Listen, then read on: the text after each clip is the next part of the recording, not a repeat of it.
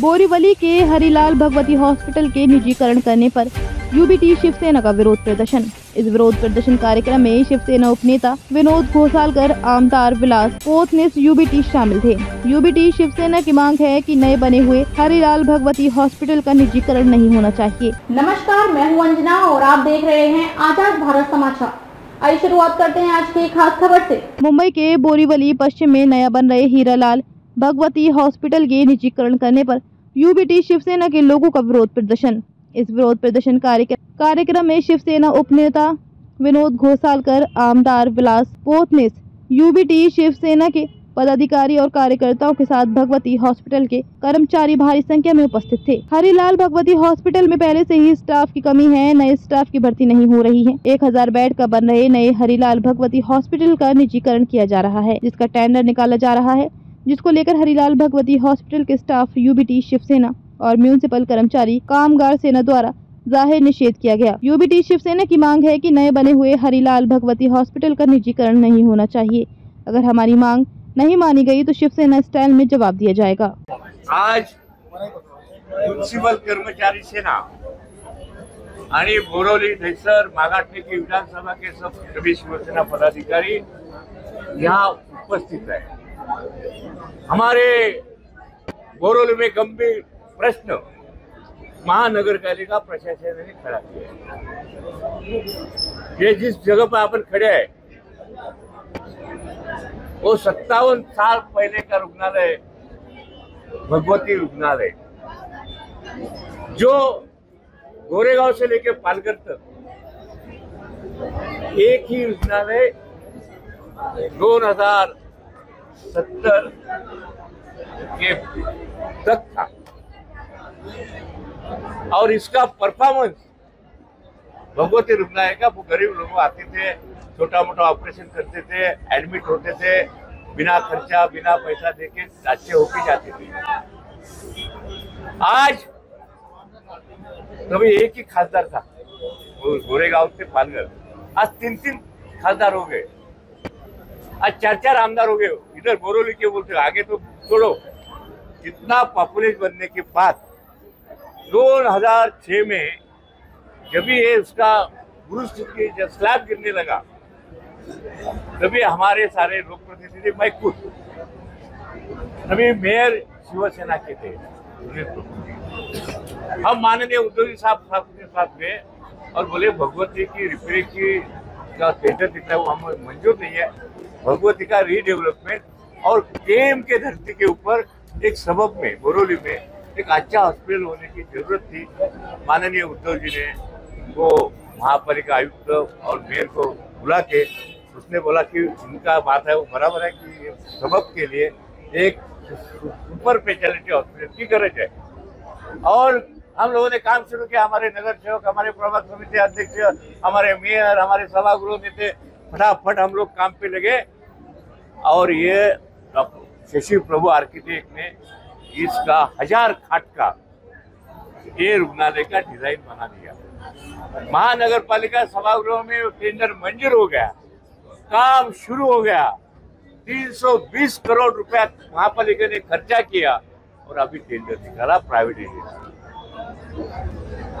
तो private agent ने पैसा लेके काम करने वाले, वो भी टेंडर में हमारा ऑब्जेक्शन है।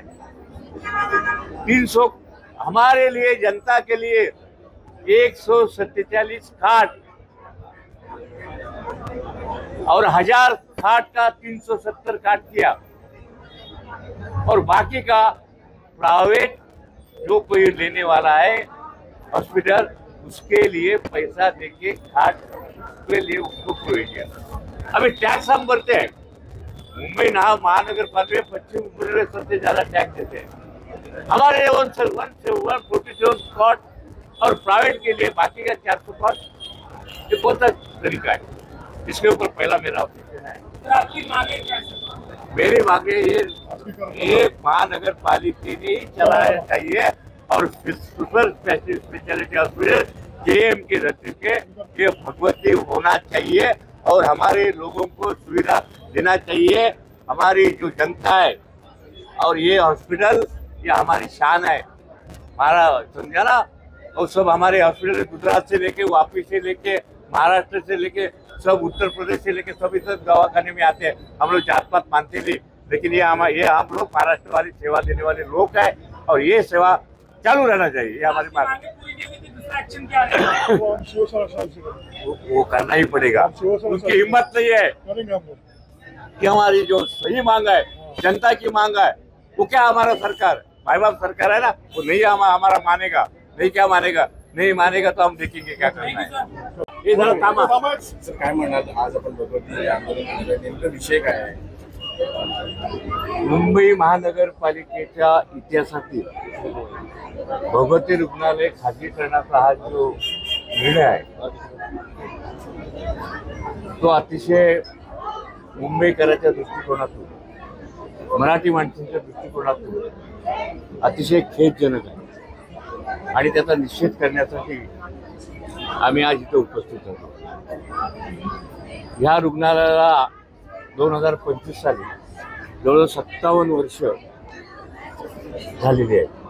हरिलाल भगवती नावाच्या जगाच्या दानशूर व्यक्तीने हा भूखंड रुग्णालयासाठी दिला.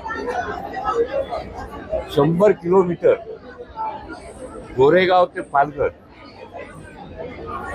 आता हॉस्पिटल झालेत, पण मी 70, 75, 80चा काळ सांगतो की गोरेगाव ते पालघर या 100 किलोमीटरमध्ये फारसे रुग्णालय नव्हते. आज आहेत, पण त्या काळामध्ये पालघर असू द्या, वापी असू द्या, फारसे रुग्णालय नव्हते. त्यावेळेला एक मोठा आधार या भगवती रुग्णालयाचा होता. मी ज्यावेळेला 2005-8ला बघितलं, 65,000 ओपीडी इथं होती, 65,000 पेशंटची नोंद इथं झालेली आहे. पुन्हा भौगोलिक दृष्ट्या पाहिलं तर हे रुग्णालय किती महत्वाचं आहे, कारण इथे रेल्वेचं जाळ आहे. वसई असू द्या, पालघर असू द्या, ठाणे असू द्या, बोरोली असू द्या, इथे समुद्रकिनारा आहे, इथे डोंगर आहेत, आदिवासी पाडे आहेत, ठाण्यासारखा आदिवासी भाग आहे, तिथे आत्ता सुविधा होत आहेत. त्या सगळ्यांना हा आधार होता. आणि असं असताना ज्यावेळेला 2005 साली या भगवती रुग्णालयाची ज्यावेळेला स्लॅब पडायला लागले, त्यावेळी ते डीनने आम्हाला बोलवलं होतं आणि सांगितलं ह्या भगवती रुग्णालय ची दुरुस्ती करण्याची आवश्यकता आहे. स्लॅब पडतायत, पेशंटला किंवा डॉक्टर नर्सेसला अपघात होण्याची शक्यता आहे. त्यावेळेला आमचे महापौर होते. मला आठवतंय की साधारण त्या काळामध्ये ह्या सगळ्या धरणामध्ये सुनील प्रभू आणि सुभाराव असे 2 महापौर त्या काळामध्ये या भगवतीच्या वाटचालीमध्ये होऊन गेले. त्यावेळेला आम्ही माननीय शिवसेनेचे पक्षप्रमुख माजी मुख्यमंत्री उद्धवजींकडे गेलो आणि सांगितलं की आम्हाला केईमच्या धर्तीवर या उपनगरामध्ये बोरिवलीमध्ये हॉस्पिटल पाहिजे आणि ताबडतोब तात्काळ महापौरांना बोलवून आयुक्तांना सूचना देऊन माननीय उद्धवजींनी सांगितलं की बाबा इथे स्पेशालिटी आणि सुपर स्पेशालिटी, कारण आज केएमला जायचं म्हणजे 2-2.5 तास प्रवासाला लागतात, रुग्णाचे हाल होतात. आणि झाली मान्यता मिळाली. आयुक्तांनी अनेक मिटिंग घेऊन शेवटी आम्ही शेवटची मिटिंग सर्व पक्षीय नगरसेवक 26 ऑगस्ट 2006ला स्थायी समितीच्या सभागृहात सर्व कमिट्यांचे अध्यक्ष होते. एकच नाही, मुंबई महानगरपालिका सर्व कमिट्यांचे अध्यक्ष, सर्व अतिरिक्त आयुक्त, आमचे आर नॉर्थ, आर साऊथचे वॉर्ड ऑफिसर आणि महापौर गोपाळ शेट्टी त्यावेळेचे खासदार, या आम्ही सगळ्यांनी एक मिटिंग घेतली आणि त्या गटनेते आणि त्या मिटिंगमध्ये गटनेत्यांनी निर्णय असा घेतला की भगवती हॉस्पिटल हे 1000 खाटांचं असायला पाहिजे आणि ते 3 टप्प्यात आपण करूया. मान्यता मिळाली, टेंडर निघालं. बांधकाम 2012 साली माननीय उद्धवजी साहेब यांनी याचं भूमिपूजन इथं केलं. पहिल्या टप्प्याचं, दुसऱ्या टप्प्याचं भूमिपूजन माडेश्वर महापौरांनी केलं. काम सुरू झालं आज जवळजवळ काम 75% काम सुरू झाले. 320 कोटी आकडा लक्षात घ्या. 320 कोटी मुंबई महानगरपालिकेने खर्च केले. इथे नर्सेसची बिल्डिंग आहे, क्वार्टरची. डॉक्टरांसाठी राहण्यासाठी सुद्धा घरं आहेत, त्याची सुद्धा इथे प्रोव्हिजन केलेली आहेत आणि 1000 खाटा. आता हे अचानक ह्या बजेटमध्ये 2024-25च्या बजेटमध्ये 25-26च्या बजेटमध्ये आदरणीय आयुक्तांनी घोषणा केली की हे खाजगीकरणामध्ये घ्यायचं.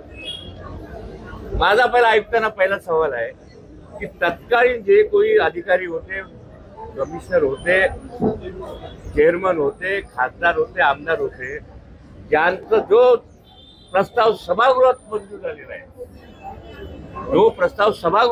झालेला आहे, तो तुम्हाला एकट्याला अशी घोषणा करण्याचा अधिकार आहे का पुन्हा सभागृहापुढे आणावा लागतो, अशी माझी माहिती आहे. एक. दुसरं आहे की अशा प्रकारच्या आरोग्य सेवा कारण नसताना खाजगीकरणाचं देण्याचा महानगरपालिकेची जबाबदारी आहे, नैतिक जबाबदारी आहे की त्यांनी जनतेला आरोग्य सेवा पुरवाव्या. ही महानगरपालिकेच्या 1888 कायद्यामध्ये प्रोव्हिजन आहे की त्यांनी महानगरपालिकेने पाणी देणं, शौचालय उभे करणे, रस्ते करणे, सेवा देणे हे महानगरपालिकेचं काम आहे. मग अशा वेळेला कुणी ह्या आयुक्तांना सांगितलं की हे खाजगीकरणाकडे आणि याचं कारण काय हे सुद्धा आम्हाला आयुक्तांकडून माहिती पाहिजे, मुंबईकरांना, आम्हाला लोकप्रतिनिधींना, की तुम्ही हे कशासाठी कुणाच्या सांगण्यामुळे केले, इथल्या एमपीच्या सांगण्यामुळे केलं. मला जाऊन येतोय आणि मी संशय जाहीरपणे व्यक्त करतो. म्हणजे आम्ही तात्कालीन मुंबई शहरातले सगळे लोकप्रतिनिधी, सगळे आयुक्त, सगळे पदाधिकारी आम्ही मूर्ख. हा 57वा वर्ष या भगवती हॉस्पिटल आहे. 2092 साली बॉम्बस्फोट झाले रेल्वे स्टेशन बोरिवलीला. ह्याच रुग्णालयाने सगळे पूर्ण वाचवले. शेकडो रुग्ण तिथे जखमी झाले होते. अतिवृष्टी झाली 2006 का काहीतरी. त्यावेळेला सगळ्या मुंबई शहरापेक्षा सगळ्यात जास्त रुग्ण इथे होते. कोविड झाला, सगळ्यात प्रथम या भगवती रुग्णालयाचा एकही पेशंट इथं रुग्ण म्हणून लगावला नाही. अशा वेळेला इथे गरज असताना तुम्ही अशा प्रकारे टेंडर करणं हे पहिलं माझं ऑब्जेक्शन. नेहमी भगवती ऐका. दुसरं माझं ऑब्जेक्शन असं आहे की हे भगवती रुग्णालय महाराष्ट्राप्रमाणे सांगली भौगोलिक परिस्थिती आहे, जंगल आहे, रेल्वेचं जाळं आहे, एसटीचं जाळं आहे, आलक्ष्यामध्ये समुद्र किनारा आहे वगैरे वगैरे वगैरे. जर एखादा अपघात झाला तर इथे आता पैसे दिल्याशिवाय पेशंट ऍडमिट होणार नाही असं त्या कंडिशन मध्ये आहे. म्हणजे त्यांनी असं मुंबई आणि मुंबई शहर आणि उपनगरातील ज्या मुंबईकरांना इथं आरोग्य सेवा घ्यायची असेल त्यांच्याकडे रेशनिंग कार्ड असणं आवश्यक आहे. ज्यांच्याकडे रेशनिंग कार्ड नाही आहे त्यांना ही सेवा देणार नाही. म्हणजे जरा माझे वडील गावावरून आले आणि आजारी पडले तर इथे सेवा नाही आहे. मी टॅक्स पे मरणारा माणूस आहे. ह्या आयुक्तांनी ह्या सगळ्या गोष्टीचा विचार केला. उद्या हायवेला ऍक्सिडेंट झाला आणि जर इथं आणलं तर त्याला पैसे भरावे लागणार आणि ते सुद्धा नियमाप्रमाणे. आता जे पैसे घेतलात की ते तुमचं हे काढायला पैसे जे घेतात ते तुमचं रजिस्टर करायला. आपलं जर मी इथं आलो तो पुण्यामध्ये जाऊन माझं नाव 10 रुपये भर, ते सगळे मला भरायचे आहे. म्हणजे कुठल्याही प्रकारची याच्यामध्ये सुविधा दिलेली नाही. अशा प्रकारचा बोगस टेंडर. तिसरं, आर्थिकदृष्ट्या पाहिलं तर 320 कोटी रुपये खर्च झाले. इथे ग्राउंड प्लस 9 माळ्याची इमारत आहे. इथे स्टाफ क्वार्टर्स आहेत, नर्सेस क्वार्टर्स आहेत, इथे रक्तपेढी आहे, सगळं काय आहे. रक्तपेढी पण आहे इथे. आणि अशा वेळेला जो कोण टेंडर घेणार आहे त्याची मालमत्ता 55 कोटी असायला पाहिजे. 55 कोटी. आमची प्रॉपर्टी किती आहे? आमची 1000 कोटीची प्रॉपर्टी आहे. म्हणजे तुम्ही हे कुणासाठी करता, कुणाला देता हे अंदाज. हा एक माझा ऑब्जेक्शन आहे. म्हणून काल जे त्यांनी 24 तारखेला मार्चला महानगरपालिका सभागृहामध्ये त्यांनी जी बिल्डिंग लावली होती